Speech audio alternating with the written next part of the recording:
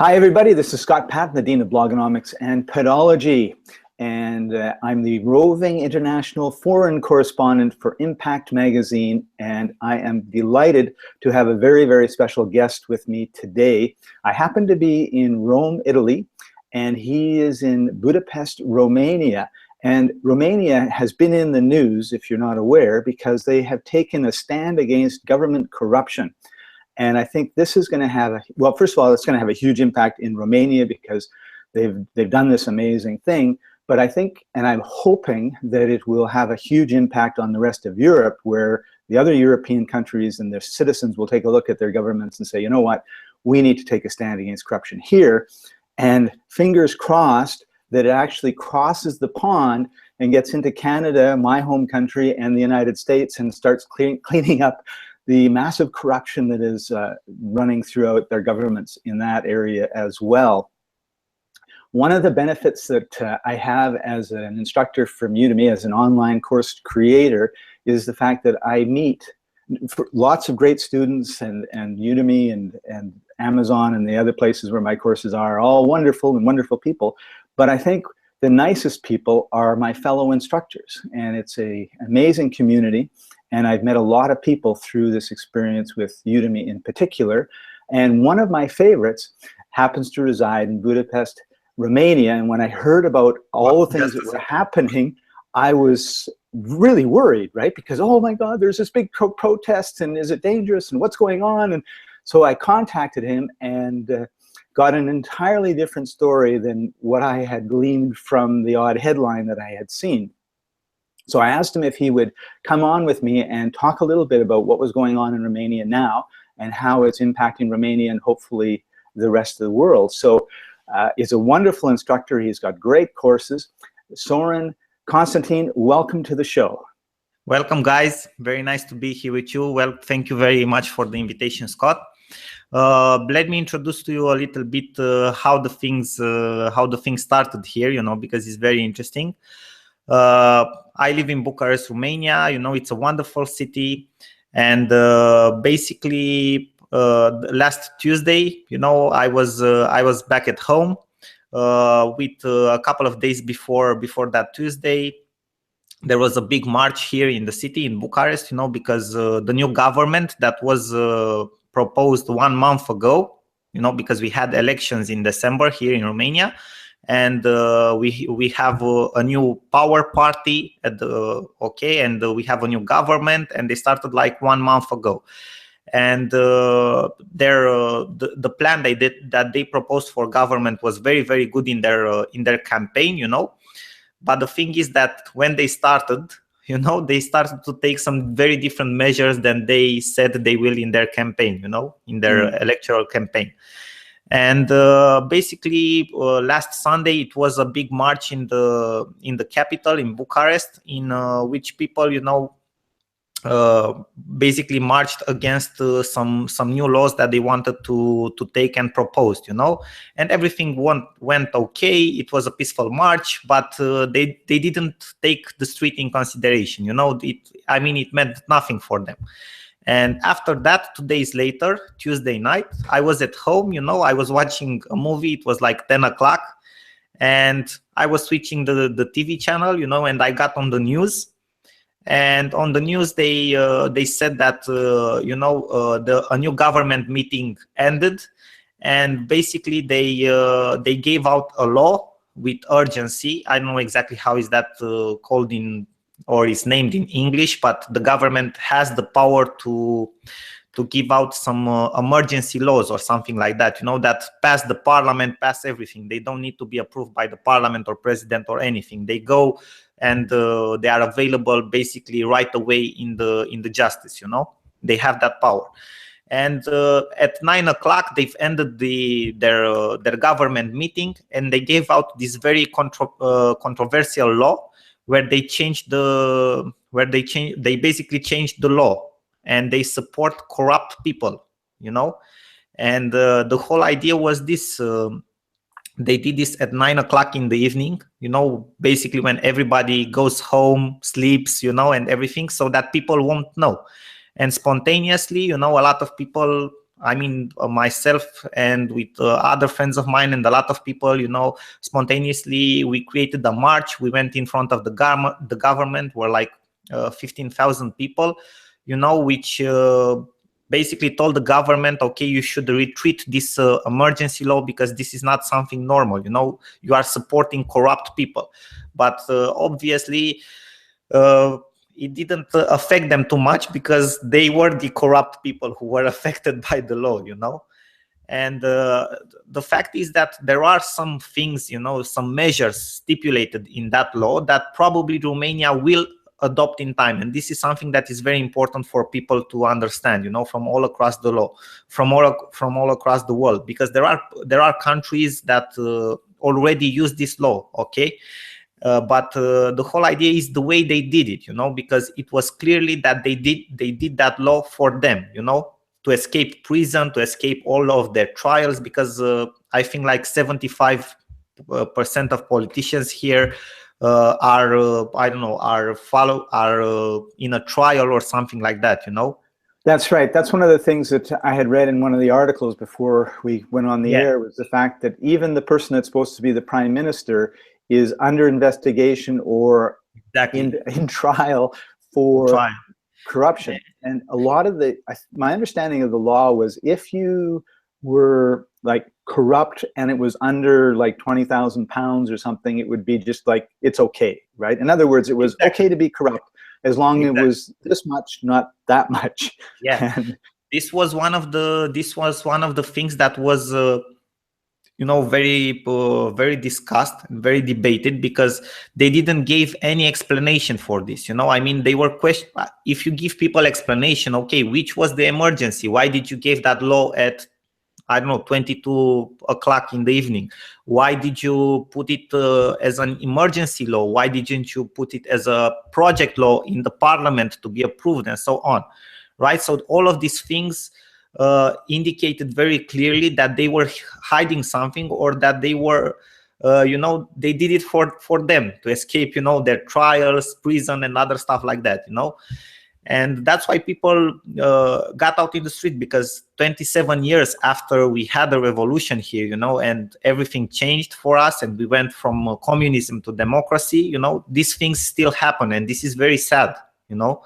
And I know that corruption is something that probably appears in absolutely every country in the world at a certain level, you know. I think there's no country in the world where is absolutely no corruption. I think that's probably, it's almost impossible, but it depends on the level, you know. Here in Romania, the level is still very, very high. I mean, it's like a circle in which you get, and I don't think there's any solution to get out, you know. And through this law, they basically made things much, much worse, you know.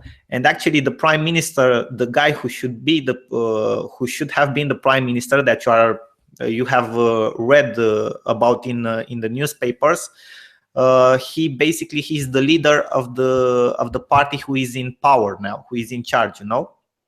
Yes. And he cannot be a prime minister because he has these trials. And he was one of the people who was, you know, who had benefits if this law went through. He basically would get rid of his trials, and after that, he could be named prime minister, you know. But this is not something that you should would be the emergency from the government's perspective. It's like, well, we want this person he wants to be prime minister. He has a lot of power in the organization, but he can't because of the law. Because the law doesn't let him. So we're just going to sneak this law through, and of course it would make everything worse in terms of corruption, generally speaking. Basically, no politician went to the television, you know, in the last week here in Romania, because most of them had benefits from this law, even if they were in the opposition. You know, nobody got on TV or in front of people, you know, to say this law, it's not good, you know, because all of them would be affected in a positive way, you know, by this law, because most of them already have trials, you know. And we have a special like a special division here, a special police division or a secret service division that handles corruption, you know. And basically through this law also they would take some of the power of that institution, you know. And this is not something normal. Yeah, this is Right. not something normal. And that's why people started to get out in the street, because they wanted the law to be retreated. The law would have entered in, had become available with all its measures and everything in 10 days since last Tuesday. So basically that would have meant, I think, this Friday. But on Sunday, they had another government meeting and they ended the law, you know, they retreated the law because a lot of people went to the streets. I mean, on Sunday, there were like, I don't know, like 500,000 people or something like that. That's half a what I million. heard. Yes, 500,000 people took to the streets. So the government had no choice but to listen to them. Yeah, and now people are still going to the streets because they made a terrible mistake. It was a huge tactical mistake from them, and obviously people don't trust them anymore right now. You know, and they want them to resign, the prime minister and the whole government. You know, because they made a terrible mistake. They should see the consequences right now. You know, I mean, they lost the confidence of the people. Yeah, exactly. They lost the confidence of the people, and they have to go. I mean, there's no other solution. The problem is that in the last couple of days, you know, because of the weather and everything, and because the law was retreated, less and less people are going out in the street, you know. Right. The feeling is, well, we won this battle. Do we really want to have another election? I guess is the question, right? Yeah, and because basically 1 year ago, you know, it was something very similar. It was a tragedy here in Romania, and there were a series of events that finalized with the prime minister resigning and its whole cabinet, all the ministers and everything. And there was 10 months we had a government which was I don't know how to name it. We would call it a caretaker government. They're just there to exactly a caretaker government. Exactly, a caretaker government, and now it's the same case. You know, if these guys are leaving, we will have to go for that again. But I guess, and the other question is who do you elect, right?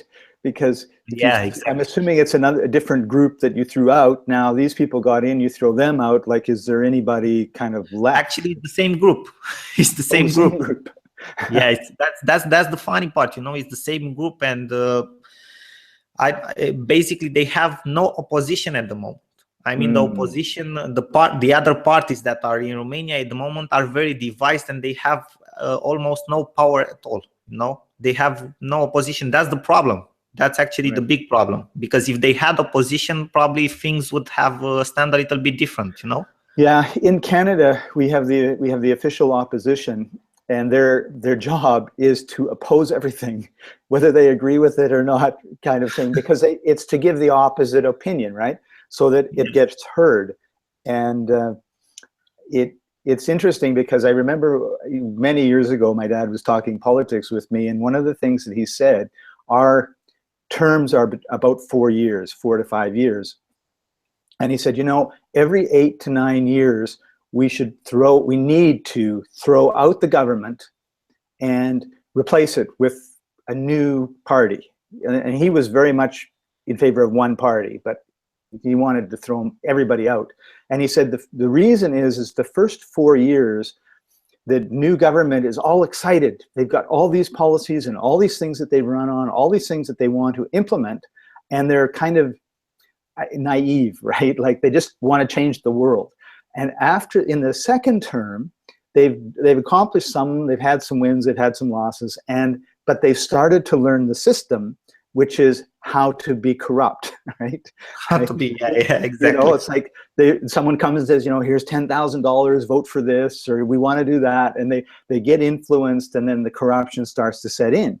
So he says, you know, at the end of the 8th year, they're becoming very corrupt. Whether they actually are or not, they're in that process. It's a natural process because, you know, the developer who wants to put a high-rise on that spot and nobody else wants it goes to the politician and says, I'll give you some money to be reelected if you vote for this. And exactly, it happens all the time. So he says, you know, by the time the 8th year is there, you got to like get them out and get a new group of, you know, excited, bushy-tailed, naive people who want to change the world as opposed to who want to make some money off on the side in. And it's really difficult to do in a situation like you describe where there is no opposition No who opposition. Yeah, I mean, is capable of doing that. if you go back, maybe I don't know, like 4, 5, 6 years ago, they had an opposition. That's what's the interesting part. But after that, those parties divided, and they were divided in smaller parties. Everybody went, and this one remained the same, and they basically dominate the political life here because they are elected by. Romania has a lot of old people, people who are actually getting pension from the state right now. Like, I think there are over 4 million people like this, or even more. And all these people are electing them, are voting for them, for this They don't party. want change. They don't want change, and this party, all the time promises to them, we give you more money, we give you more, but they don't explain to them that those money have to came from taxes from other places, and they are not interested because they are old. They think, oh, we have more money, and that's it. They are not interested in more than that. They don't think about the future too much, and having a majority, they all the time get elected. That's the problem. Okay, so I want to ask you a little bit about what it was like being in the march, being in the protests. So, you said it was spontaneous. You just saw what was going on, a bunch of your friends, and you just went. So it wasn't like an organized thing. No. In the first night, it wasn't. Yeah. Was it? Did you feel like there was a lot of danger, that the crowd was getting out of control, that the police were being brutal, or what was your experience being in the protest? Actually, it was that was the whole idea, to be a very peaceful protest, because I know that a lot of people, and from all over the world, have the impression that protests or marches have to be something dangerous, or where there's a lot of violence or stuff like that. But for example, that would have been the case maybe in the first evening, let's say, because it was spontaneous or something like that. But even then, it didn't happen. It was a very peaceful march. People just went in front of the government spontaneously 2 hours after they gave out the law, and they protested. And we sit there like for 3 or 4 hours, and then everybody went home. Then in the second day, because I saw in the international televisions and newspapers and everything, some violent scenes, from the protest. In the second day of the protest, last Wednesday, what happened? Near the march, in front of the government, I think there were like 80,000 people or something like that in front of the government. But near that location, there was a soccer match. A soccer match, and in Europe, soccer matches are are fine matches as well, and some of the soccer fans came from the soccer match, came, and they had like a small altercation with the police, but it had absolutely nothing to do with the march itself. Those were different people. People who were at the march left the square, got home, and remained only the police with the hooligans, with the soccer fans from the match. So it had absolutely nothing to do with the march. So in the march, there's nothing dangerous. Then in the next following days, it was absolutely peaceful. People just came to the march. Actually, there were some guys who came to the march, with singing instruments, and they started to sing and everything else. I mean, it turned out like to be in a carnival or something like that, So it was very peaceful. It's nothing dangerous in a march, And people have to understand that this is one of the basic rights that you have in a democracy, to go out and to say the things that you do not agree into a march. If you do not agree something, it's your right to go out in the street and say it. I mean, marches are organized, are things that are organized, and they aren't dangerous. It's a right that you have. If you feel that something is going in the wrong direction, you can go out and protest and march, And for example, on Saturday, during the day, like I think it was 1 o'clock in the afternoon or 2 o'clock in the afternoon, 7,000 people or 8,000 people got in front of the government, and a lot of them were with small children. They came with their children, and it was like a children's march or something like that.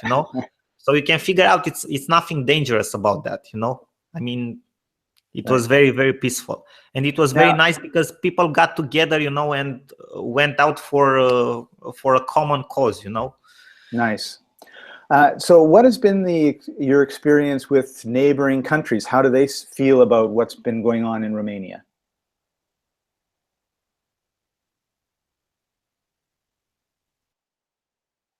Oh no.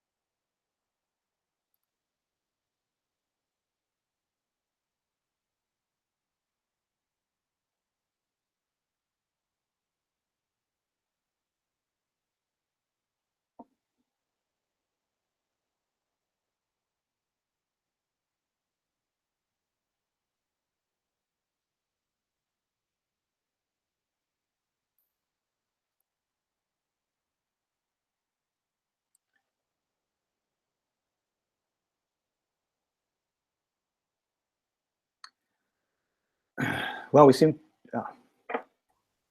Sorry, Scott. My internet connection dropped. I think it's because of the weather, and I've connected my iPhone. So Okay. I was worried because it's happened to me more than one occasion where my internet has dropped and I lost the person. I was afraid it was me. So, but so it doesn't matter who it was. We're happy that you're back. So what we were talking about was this has been a huge event. Like 500,000 people out on the streets is a lot of people. That it's a peaceful march. That it's actually had a huge impact on the government and made change is a wonderful example for. As I've said before, for the rest of Europe and for Canada and the United States. Exactly, yeah. What sort of support or feedback or actions have you seen people taking around in countries around Romania? Where first of all, there are a lot of Romanians who are in other countries, like who reside in other countries like Italy, Spain, England, all over the world, and who marched with us. I mean, they were they were marching in their cities every single night. Meanwhile, we were marching here in Romania. I saw pictures and videos from Vienna, from London, from Rome, from Madrid, from a lot of countries. Actually, I saw a Romanian guy. He was in India. He was marching in India, which was pretty cool. And the other thing was also our neighbors supported us a lot.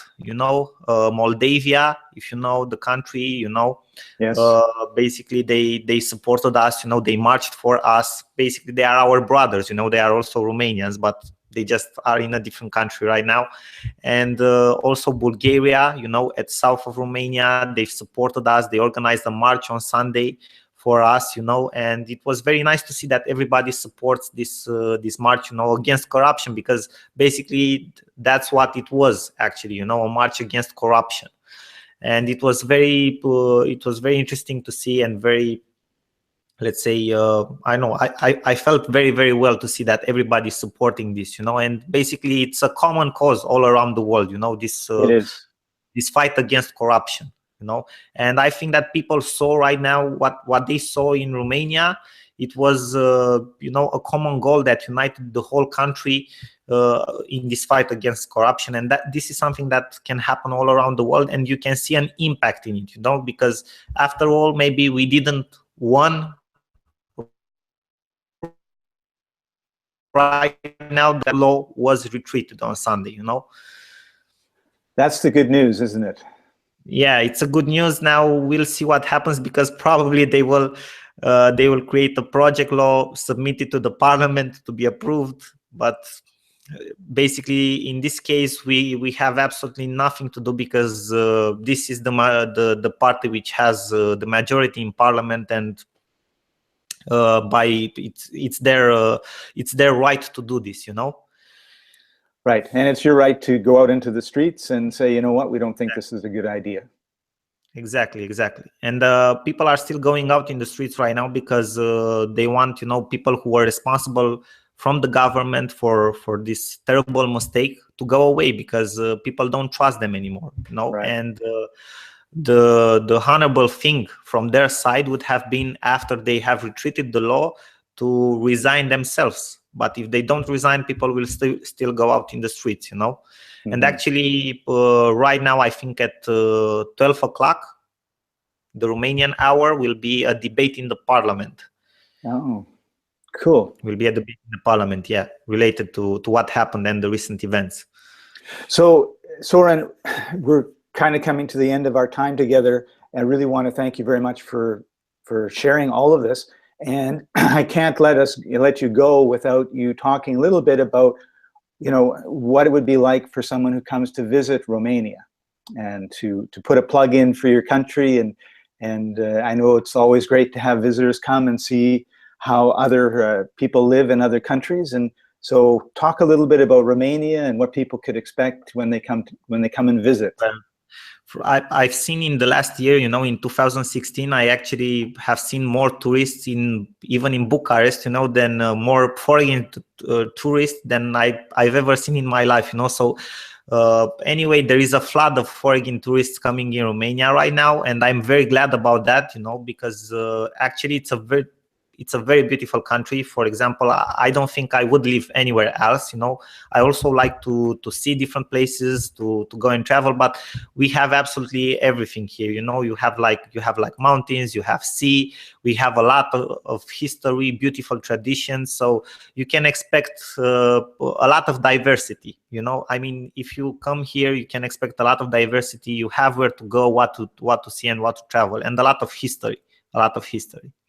So also, I think people will love the food here. Food Good, is absolutely right. here. Yeah, and people are very, happy, are very welcoming, with foreigners. So I think you'll love it here. You have to come. Awesome, thank you. Sorin, you are one of the things that you do is you create online courses, and you're on Skillshare, I think it is. Skillshare, yeah, and Udemy. So tell us a little bit about some of the courses that you put together, and also if there's other work that you do that I'm not aware of, because I want everyone to know a little bit more about you in terms of your professional work. Yes, well, I've started in online businesses or online marketing like about 5 years ago, and basically I started to create online courses, and these were actually the first type of digital products that I have started to create and sell like about a year and a half ago. And I think that was the period when we actually talked for the first time, if I remember well. And it was a great road for me. I think the online arena offers a lot of opportunities right now, especially for people. I know it's something that you can access from anywhere in the world. It gives you a lot of freedom. And besides the courses right now, I've developed a premium training that I want to launch with affiliates, regarding how to create and sell online courses through platforms like Udemy and Skillshare. And I hope I will do this in the spring.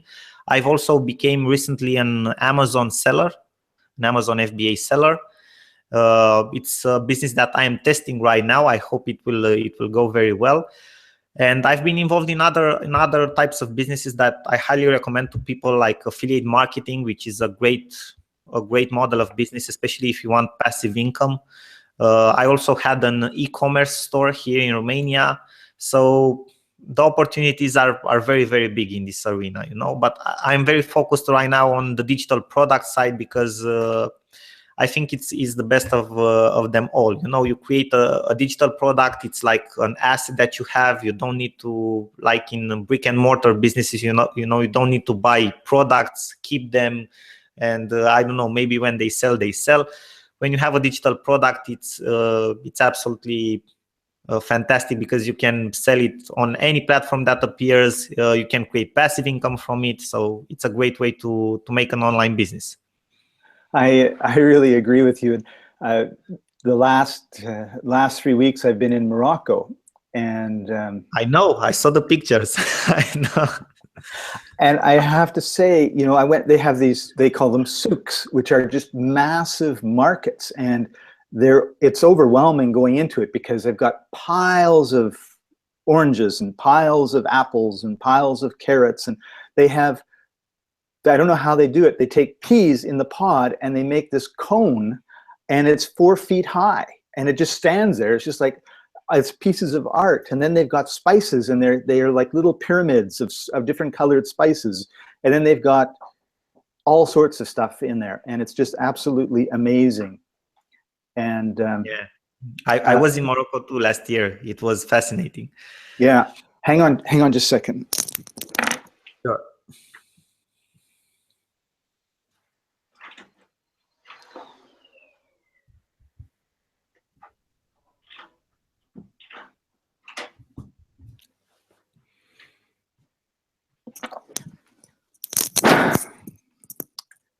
Sorry, somebody was at the door. No problem.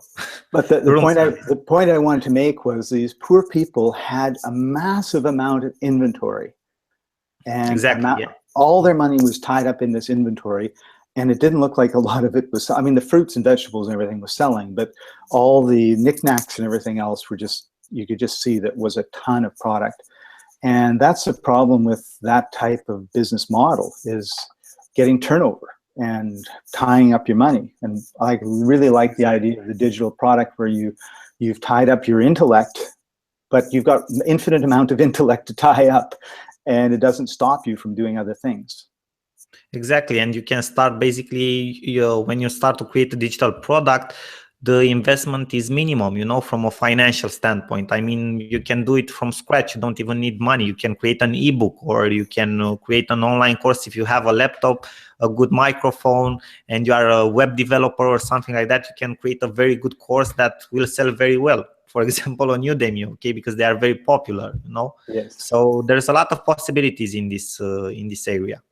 Great. So, Sorin, if someone wanted to know more about you and what you're up to in more detail than just what we've given in the last couple minutes, how can they get a hold of you? Well, I think that the best way they can find more about me right now is to go to my Udemy profile, because I actually didn't set up my personal website yet. I'm actually still thinking if I should do like a brand, or if I should do a personal brand of myself, and I was caught in between these two ideas. So I haven't a personal website developed yet, but I'm looking forward into doing that. So the best way probably would be to go to Udemy to check out my profile, or on Skillshare if they want to, or if anyone has absolutely any question, I'm open. They can find me on Facebook. They can go and search for you, and they can see me in your friends list, so they can contact me and find out more if they want to. Great. I'll put a link under Sorin and in the descriptions for anyone wanting to see his Udemy profile. That's probably the best way to get a hold of him. So Sorin, thank you very much for sharing. Really appreciate your friendship and you, and I look forward to seeing you in a couple months when I come to Romania. Okay, great. And I'm looking forward to see you to Scott, and I'm waiting for everybody. If you want to come here, I will gladly welcome you all. Bye. Bye-bye. This is Scott Paton, the Dean of Blogonomics and Pedology for Impact Magazine. See you next time, everybody. Thanks for joining us. Bye-bye. Bye-bye.